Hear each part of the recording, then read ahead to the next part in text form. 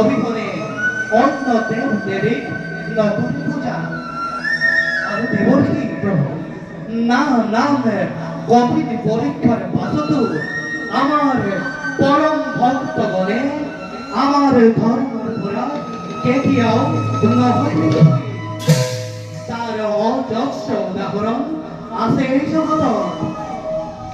নাৰায়ণ নাৰায়ণ নাৰায়ণ। তথাপিও প্ৰভু সেই সকলোবোৰ কেৱল আপোনাৰ ইচ্ছাতে। প্ৰভু আমি আসল উদ্দেশ্যৰ কথা কৰবাতে এৰিলো প্ৰভু। আসল উদ্দেশ্য প্ৰভু আসল উদ্দেশ্য ব্যক্ত কৰতে দেবৰ্ষি আসল উদ্দেশ্য কি? নাৰায়ণ নাৰায়ণ নাৰায়ণ। প্ৰভু দেবৰ্ষি কন্যাপুৰৰ মহাপ্ৰতাপী ৰজাবান একান্তই মহাদেৱৰ ভক্ত। প্ৰভু শত সহস্ৰ ভাৱে তালি বজাই ওম নমঃ শিৱায় বুলি মহাদেৱক কৰে আৰু প্ৰভু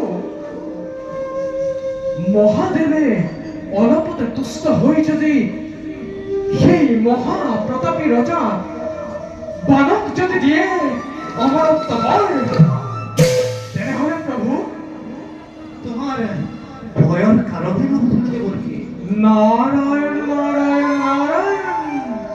প্ৰভু দেবৰ্ষি ভয়ৰ কাৰণটো হৈছে প্ৰভু শ্ৰীহৰিয়ে চলে বলে কৌশলেৰে বানৰ পিতৃক নাক পাশে বন্ধন কৰি থৈছে আৰু মহাদেৱৰ পৰা যদি বৰ লাভ কৰে তাৰ পাছত আপোনাকেই নাৰায়ণ বুলি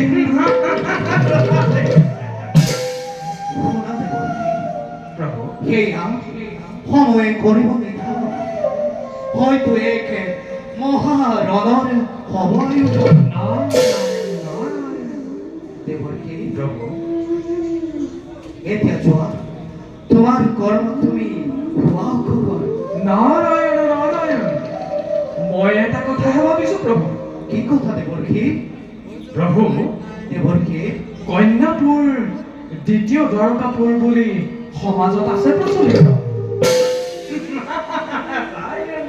গতিকে প্ৰভু দেবৰ্ষি দ্বিতীয় দ্বাৰকাপুৰৰ বৰ্ণনা মই আপোনাক জনাম বুলি ভাবিছো প্ৰভু। অতি সুন্দৰ দেবৰ্ষি মই তোমাৰ আগমনলৈ অতি আগ্ৰহেৰে কৰিম অপেক্ষা। নাৰায়ণ নাৰায়ণ। বৰ প্ৰভু দেবৰ্ষি এতিয়া দাসে বিদায়হে মাগিছো।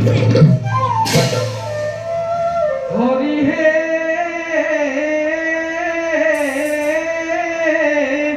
নাৰায়ণ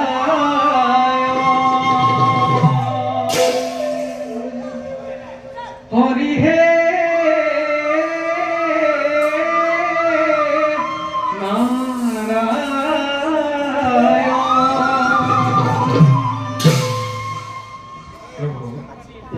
এতিয়া তাকে বিদায় ঘাটিছো মাধৱ